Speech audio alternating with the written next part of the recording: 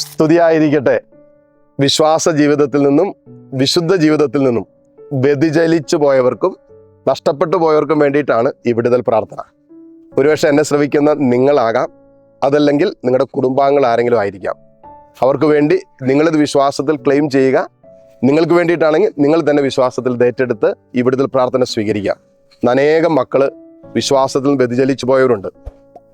ചില പ്രത്യയശാസ്ത്രങ്ങൾക്ക് അടിമപ്പെട്ടു പോയവര്, ദൈവികമല്ലാത്ത നിലപാടുകളിലേക്ക് പോയവര്, ദൈവത്തെ മാറ്റി നിർത്തി ചിന്തിച്ചുകൊണ്ടിരിക്കുന്നവര്, നിരീശ്വരത്വത്തിലേക്ക് പോയവരൊക്കെ ഉണ്ട്. അവരെല്ലാവരെയും നമ്മൾ ചേർത്ത് വെച്ച് അവർക്ക് വേണ്ടി പ്രാർത്ഥിക്കുന്ന സമയമാണ്. ഉദാശകളിൽ നിന്നകന്ന്, പ്രാർത്ഥനാ ജീവിതത്തിൽ നിന്നകന്ന്, ദൈവത്തെ വെല്ലുവിളിച്ച് ഒക്കെ ജീവിക്കുന്നവർക്ക് വേണ്ടി പ്രാർത്ഥിക്കാം. അതോടൊപ്പം വിശുദ്ധ ജീവിതത്തിൽ വല്ലാതെ തകർന്നുപോയ മക്കളുണ്ട്. ദാമ്പത്യത്തിന്റെ വിശുദ്ധി, വ്യക്തി ജീവിതത്തിന്റെ വിശുദ്ധി, ഇതിൽ നിന്നൊക്കെ തകർന്നു പോയവരും വീണുപോയവരൊക്കെ ഉണ്ട്. അപ്പോൾ നമുക്ക് എല്ലാവർക്കും വേണ്ടി ഈ നിമിഷം ഒരു വിടുതൽ പ്രാർത്ഥന നടത്തുന്ന സമയമാണ്. നിങ്ങൾ നിങ്ങളുടെ അവസ്ഥകളെ കർത്താവിന് കൊടുത്ത് പ്രാർത്ഥിക്കുക. ഏത് മേഖലയിലാണോ നിങ്ങൾക്ക് ഈ വിഷയത്തിൽ വിടുതൽ കിട്ടേണ്ടത് അത് കർത്താവിന് കൊടുത്ത് പ്രാർത്ഥിക്കുക. പൗരോഹിത്യത്തിന്റെ അധികാരത്തിൽ നിങ്ങൾക്ക് വേണ്ടി ഇപ്പോൾ പ്രാർത്ഥിക്കുകയാണ്.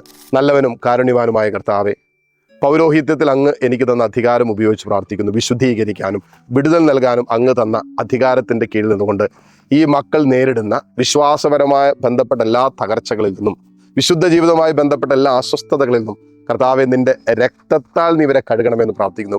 ഇവരുടെ മനസ്സിനെ, ഇവരുടെ ചിന്തകളെ, ഇവരുടെ ജീവിതത്തിന്റെ ഇന്നലകളുടെ മുറിവേറ്റ അനുഭവങ്ങളെ, തകർന്നുപോയ അനുഭവങ്ങളെ, ഇടറിപ്പോയ അനുഭവങ്ങളെല്ലാം യേശുവിന്റെ രക്തത്താൽ കഴുകപ്പെടട്ടെ എന്ന് പ്രാർത്ഥിക്കുന്നു. കെട്ടുവാനും അഴിക്കുവാനും ആശീർവദിച്ച് വിശുദ്ധീകരിക്കാൻ തന്ന അധികാരത്തിൽ ഈ മക്കളുടെ മേൽ ആധിപത്യം ഉറപ്പിച്ചിരിക്കുന്ന ഏതെങ്കിലും തിന്മകളുണ്ടെങ്കിൽ, വിശ്വാസ ജീവിതം ജീവിക്കാൻ പറ്റാത്ത രീതിയിൽ, വിശുദ്ധ ജീവിതത്തിൽ മുന്നോട്ട് പോകാൻ പറ്റാത്ത രീതിയിൽ ഇവരെ തകർത്തുകൊണ്ടിരിക്കുന്ന എല്ലാ തിന്മയുടെ സ്വാധീനങ്ങളിൽ നിന്നും യേശുനാമത്തിന്റെ അത്ഭുതകരമായ വിടുതൽ ഇപ്പോൾ നിങ്ങളിലും നിങ്ങളുടെ കുടുംബാംഗങ്ങളിലും സംഭവിക്കട്ടെ. ആമേൻ, ആമേൻ പറഞ്ഞ് നിങ്ങൾ ഈ വിടുതൽ ഏറ്റെടുത്ത് പ്രാർത്ഥിക്കുക. ഈശോ മിശിഹായ്ക്ക് സ്തുതിയായിരിക്കട്ടെ.